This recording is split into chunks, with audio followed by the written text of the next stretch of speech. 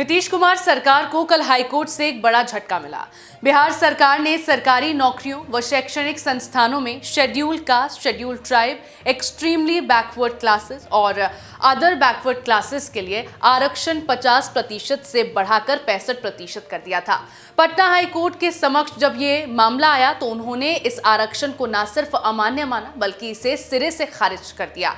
हमारे legally speaking के दर्शकों के लिए ये जानना बहुत जरूरी है कि आखिर क्यों पटना हाईकोर्ट ने बिहार सरकार के इस फैसले को नकार दिया और असंवैधानिक तक करार दिया। क्या है पूरा मामला, आइए जानते हैं। ये विवाद चीफ जस्टिस के विनोद चंद्र और जस्टिस हरीश कुमार की खंडित बेंच के समक्ष था। उन्होंने पाया कि Bihar reservation of vacancies in post and services for schedule caste, schedule tribe and other backward classes amendment act 2023 और Bihar reservation in admission to educational institutions amendment act 2023, ये दोनों ही कानून सीधा सीधा संविधान के विरुद्ध है।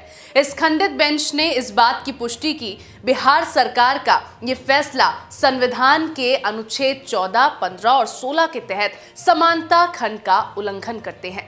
पटना हाईकोर्ट ने साथ ही सभी पक्षों को याद दिलाया कि भारत में ऐसे कई वर्ग हैं जो समानता से वंचित रहे हैं।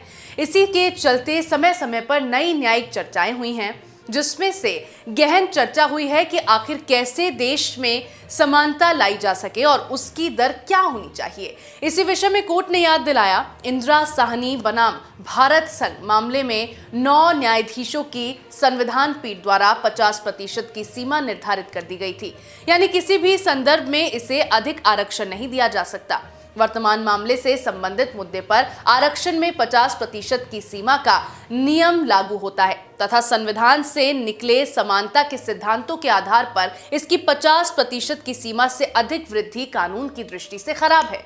इसके अलावा कोर्ट ने ये चिंता भी जाहिर की कि इस संशोधन अधिनियम को लाने के लिए सरकार की ओर से कोई विश्लेषण या स्टडी नहीं की गई थी। उन्होंने इस बात को फिर से दोहराया और कहा कि आरक्षण को 50% से अधिक बढ़ाने वाले संशोधन को अनुच्छेद 15(4) और 16(4) के तहत स्वीकार नहीं किया जा सकता।